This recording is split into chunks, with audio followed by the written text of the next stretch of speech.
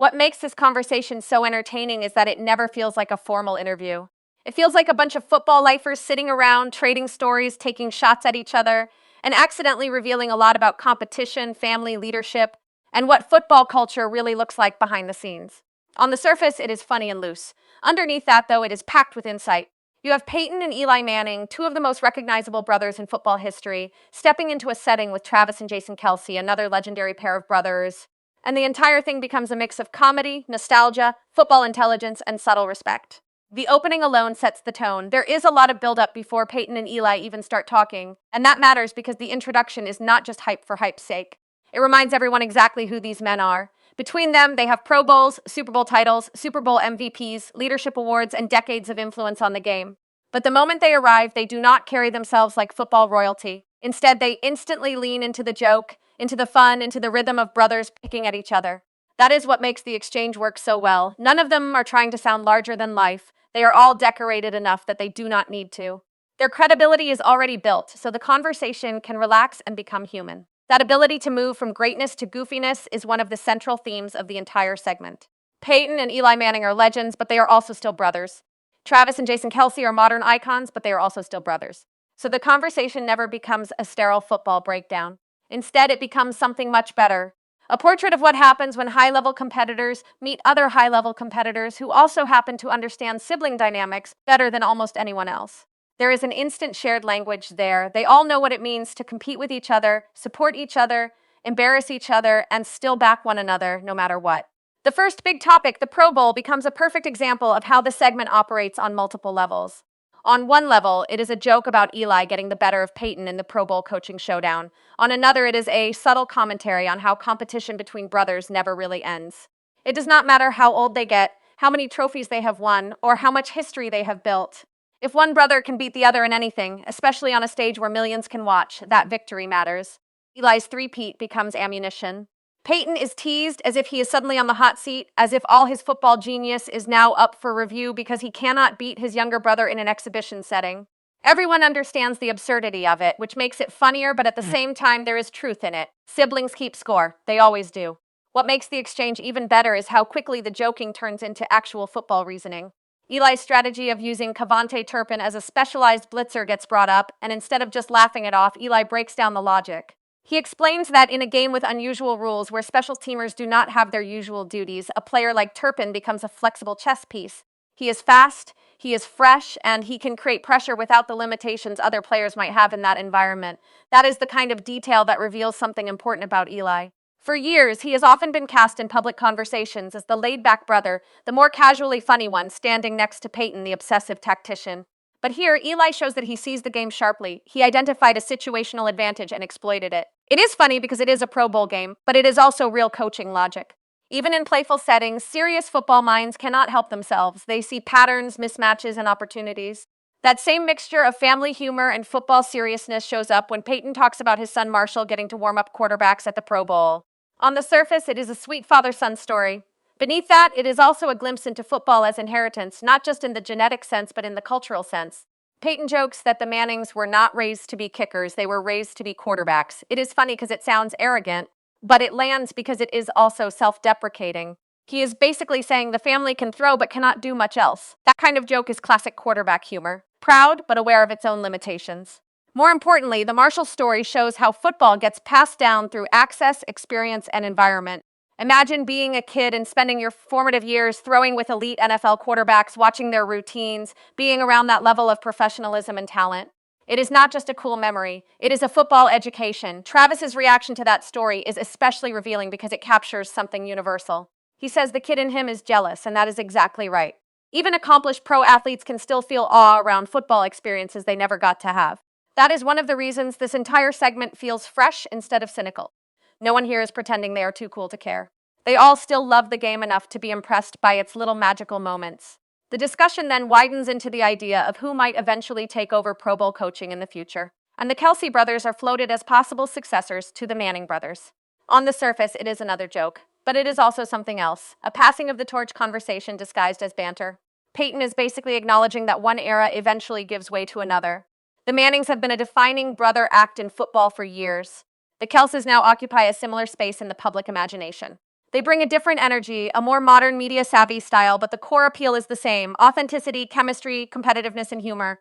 When Peyton jokes that his job might be in danger if the Kelses want it, he is making room for the idea that football legacy is not just about rings and records. It is also about personality, storytelling, and connection with fans. That leads naturally into the ring conversation, which is one of the funniest and most layered parts of the entire exchange. The brothers compare Super Bowl totals between the Manning family and the Kelsey family, and the conversation moves into whether Jason might receive a ring if the Eagles win, since he helped build the culture of that team, even though he is no longer an active player. This is where the interview subtly touches on what legacy really means in football. Peyton frames the question in a generous way, suggesting that Jason's influence on the team's identity is so deep that it would make sense if he were honored. Jason, however, rejects the idea in the clearest possible terms. He says he would refuse any ring that came as charity. That answer says a lot about him. Jason's response reflects one of the deepest values in football culture. Earned respect matters more than ceremonial recognition. He is not interested in symbolic credit for something he did not directly help finish. That does not mean he undervalues his own impact. It means he understands the difference between building something and crossing the finish line with the group that actually did it that year. It is a humble answer, but it is also a very football answer. In that world, players care intensely about whether something was truly earned. He would rather live without the ring than wear one that feels unearned. At the same time, he balances that seriousness with another great joke about losing his first Super Bowl ring in a bowl of chili. That detail is so ridiculous and specific that it instantly humanizes him. One second, they are talking about honor and legacy. The next, they are talking about a championship ring disappearing into a pot of food. That is the tone of the whole conversation, sincerity always followed by absurdity. Another highlight comes when the conversation turns toward the so-called kick of destiny and the difficulty of kicking field goals. This section works because it punctures one of the oldest assumptions in football fandom, which is that certain parts of the game look easy until non-specialists try them. Peyton and Eli, two men who mastered one of the hardest positions in sports, openly admit how humbling kicking has been. Peyton talks about studying film with Gronk, trying to understand what went wrong on previous attempts, while Eli describes pulling a quad in practice after barely getting started. These are elite athletes, and yet the act of kicking a relatively short field goal has them sore, confused, and slightly broken down. That honesty is what makes the segment so funny and relatable. But it also reveals something deeper about specialization in football. Fans often treat football player as a single broad category, as if greatness in one football task automatically translates to competence in all others. This exchange reminds you how false that is. Quarterbacks are not kickers, tight ends are not punters, offensive linemen are not cornerbacks. The sport is full of wildly different skill sets, body mechanics, and technical demands. Eli's description of not really knowing why a kick goes in or not is particularly funny because it comes from someone who spent his career reading coverages, timing routes, and processing chaos in real time. Yet here he is admitting that the mechanics of kicking still feel mysterious. There is humility in that, and also admiration for specialists whose work often gets overlooked until pressure arrives. The conversation gets even richer once they begin discussing New Orleans as the Super Bowl setting and the larger meaning of the event. This is where the tone shifts ever so slightly from casual and comic to reflective. Peyton, being a New Orleans native, has a special relationship with the city, and that gives the Super Bowl there an emotional undertone. The city is not just another host venue for him. It is part of his origin story. When he talks about seeing earlier Super Bowls in New Orleans and remembering iconic matchups from his childhood, you can feel the cycle of football history closing in a powerful way.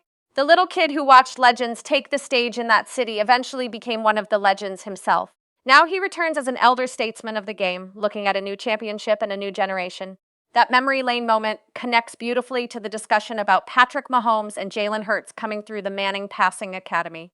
This is arguably the most insightful part of the whole segment because it moves beyond nostalgia and shows how football generations overlap. Peyton and Eli are not simply retired stars talking about current stars from a distance. They have actually seen some of these players up close when they were much younger, before the superstardom fully arrived. That gives their observations unusual weight. Peyton's comments about Hurts and Mahomes are brief, but they are revealing. He describes Hurts as having a quiet confidence and natural leadership, the kind of presence that makes people want to follow him. That is a very precise description of Hurts. He does not dominate a room through volume or theatrics. He leads through steadiness, self-control, and conviction. Mahomes, on the other hand, is described through swagger and fearlessness. Peyton remembers a moment when weather could have made some players hesitant to throw in front of spectators, scouts, or coaches.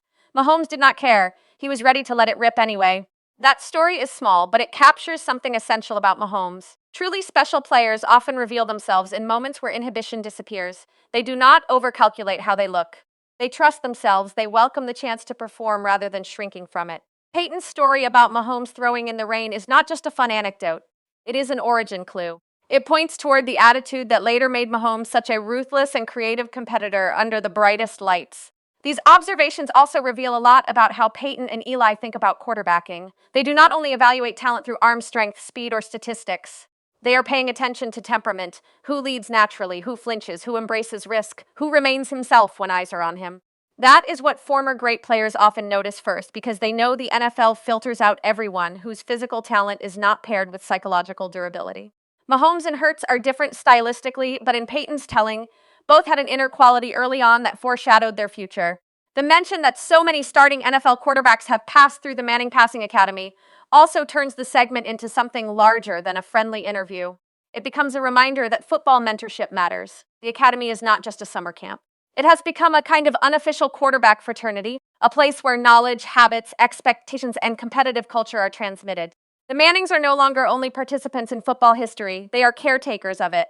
They are part of how the next wave gets shaped. That is why their opinions on players like Hurts and Mahomes matter so much. They are not random observers. They have watched these young quarterbacks in developmental spaces where personality often shows itself more honestly than it does on a polished NFL broadcast. Travis then brings up Peyton's advice before his Saturday Night Live appearance, and that short moment adds another important layer to Peyton's public persona. We tend to think of his guidance in football terms, but here Travis reveals that Peyton offered the same kind of steadying encouragement before a completely different kind of performance.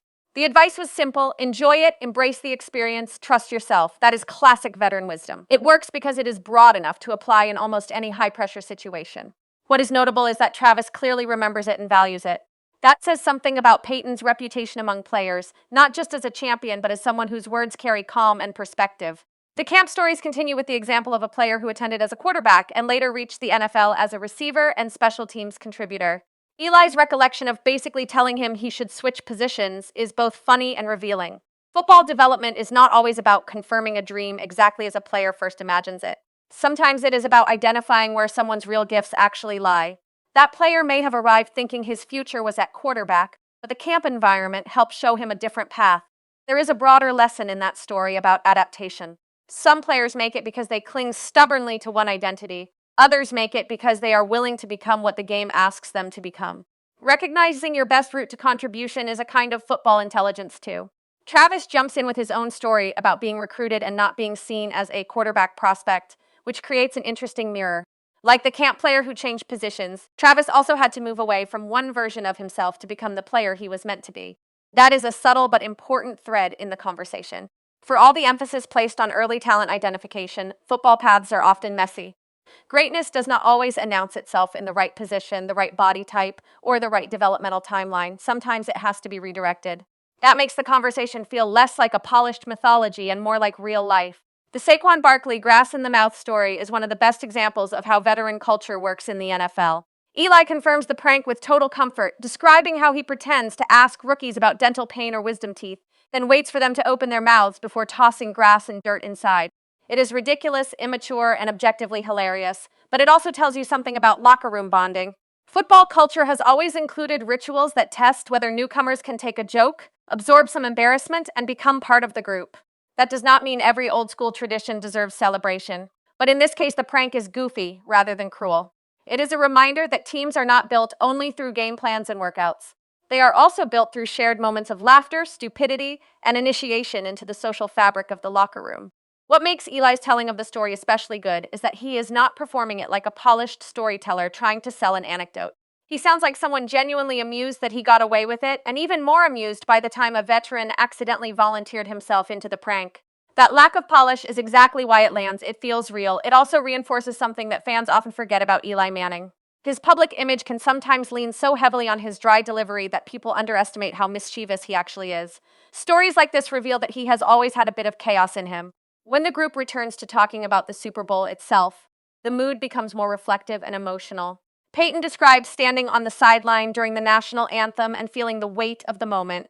That image is one of the strongest in the whole segment because it captures the instant when all the noise, spectacle, pressure, and childhood dreams suddenly collapse into one reality. This is the Super Bowl, and you are in it. Peyton says he still gets emotional watching that moment now as a retired player, which tells you how powerful the memory remains. That emotional detail matters because it cuts through the assumption that elite athletes become numb to big stages. The opposite is usually true. The stage feels even bigger because they understand its meaning so clearly. His memory of that emotional peak being immediately interrupted by Devin Hester returning the opening kickoff for a touchdown is also perfect. It is one of those football truths that almost feels literary. You can spend years dreaming about the greatest moment of your life, soaking in the anthem, feeling destiny swell in your chest, and then within seconds, reality punches you in the face. That is football. It is beauty and violence, emotion and urgency, all compressed into a few moments. Peyton's story captures how quickly sentiment gives way to survival once the game actually starts. Eli's version of his welcome to the Super Bowl moment is different, but equally revealing. He talks about wanting a handoff early just to settle his nerves, to feel normal before being asked to do too much. That is such an honest quarterback detail. The public tends to imagine great players as people who float into giant moments without fear, but Eli describes the opposite. He felt the nerves, the pressure, the buildup, the sheer unnatural intensity of the stage. What mattered was not that he avoided feeling nervous. What mattered was how he managed it. He knew he needed a simple action first, something to let the game begin before the whole moment got inside his head. That is a veteran insight disguised as a humble confession. Big moments are rarely conquered by pretending they are not big. They are conquered by simplifying your first few actions and letting the familiar rhythm of football return. Travis immediately connects to that feeling, saying he barely remembers the first half of one of his Super Bowls and just remembers suddenly being down by 10. That is another deeply honest moment.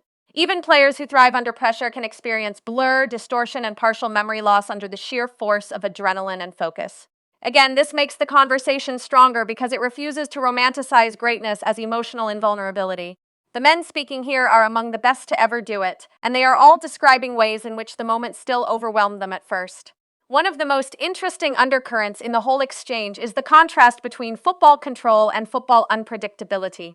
Peyton and Eli spent their careers trying to master preparation, situational awareness, mechanics, and decision-making. Jason and Travis have lived similar lives at the highest level. And yet again and again, the stories they tell are about things that do not fully submit to mastery. A Pro Bowl game gets tilted by missing Super Bowl players. A field goal feels mysterious. Super Bowl memory turns into chaos after one kickoff return. A rookie story becomes a prank. Kid at camp becomes a quarterback or a receiver or a future NFL coach. The overall effect is to show that football is never only a systems game. It is also a human game, full of strange detours, personalities, accidents, rituals, and emotional currents. That human dimension is also why the conversation about supporting players in the Super Bowl feels so compelling. Eli explains that when you know people on both sides, you often end up rooting less for laundry and more for individuals. That is a mature athlete's perspective. Fans often experience this sport through team identity first and foremost, but players live it through relationships. They know the coaches, the teammates, the opponents, the support staff, the men who have put in years of work for one shot. So when Eli says you want certain people to experience the joy of winning because you know how special it is, he is speaking from a place fans do not always get to see. Championships are not only historical outcomes, they are personal transformations. Once you have felt one, you want people you respect to know that feeling too. That same generosity is present when Peyton talks about texting Mahomes and Hurts after their championship wins. It is a simple gesture, but it reflects one of the healthiest aspects of sports culture, the chain of mentorship and acknowledgement between generations. Peyton does not sound threatened by younger quarterbacks taking over the sport. He sounds proud, interested, engaged. That is what secure greatness looks like.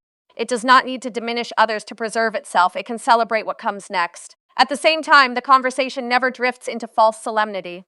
Every sincere beat is kept alive by humor. Even the mention of Mahomes knowing the Super Bowl routine so well that he gets his mail sent there becomes a joke.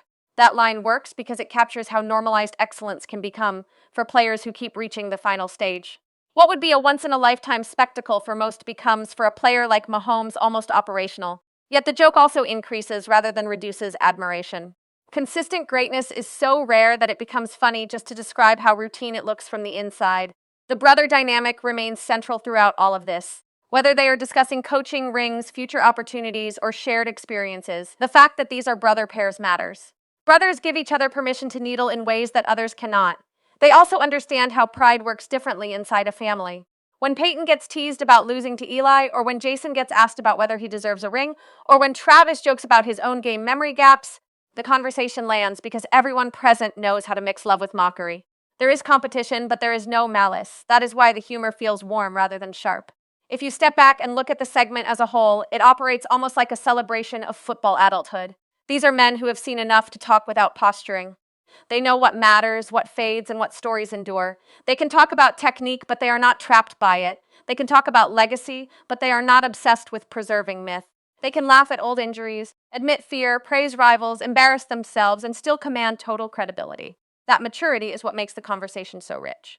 It is not just entertaining because of who is talking, it is entertaining because of how they are talking, with the freedom that comes from having already proven everything. There is also something quietly powerful about the way the segment frames football as both performance and community. So much of what gets remembered publicly about the sport involves the visible outcomes: trophies, records, playoff runs, dramatic moments. But here, the memorable content comes from relationships.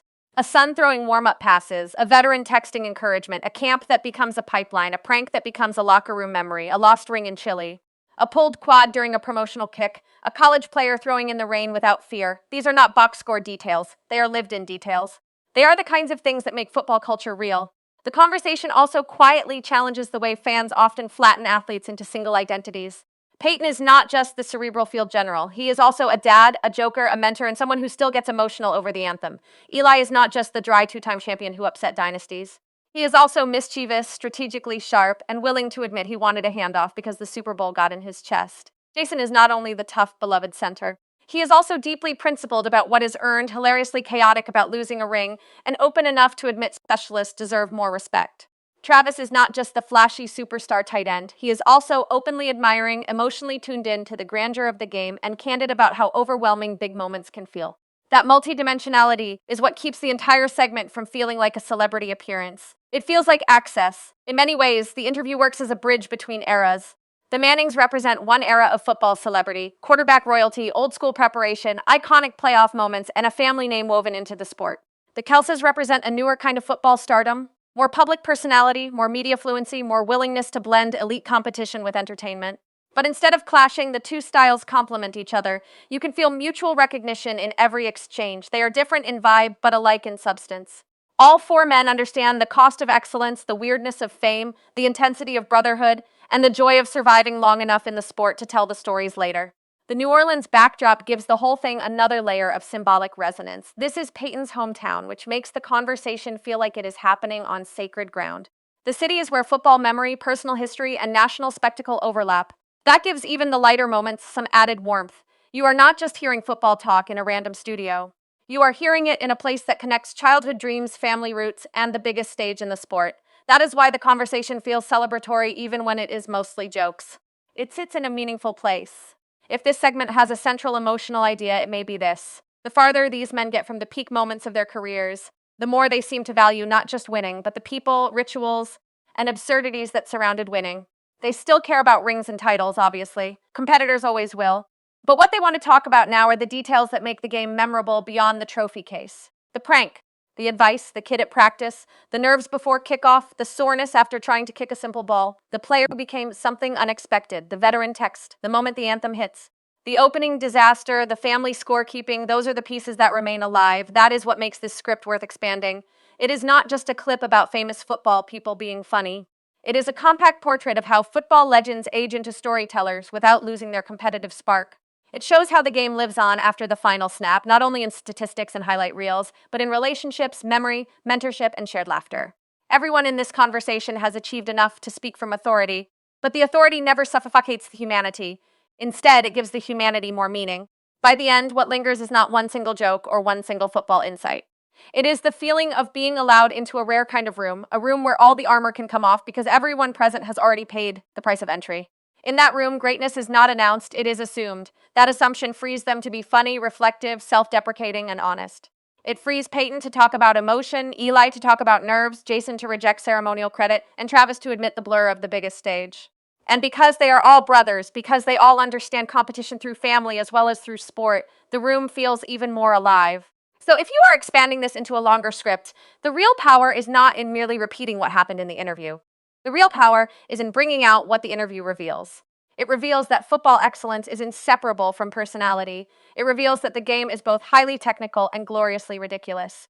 It reveals that leadership often shows itself early in subtle ways. It reveals that brotherhood sharpens humor and deepens respect.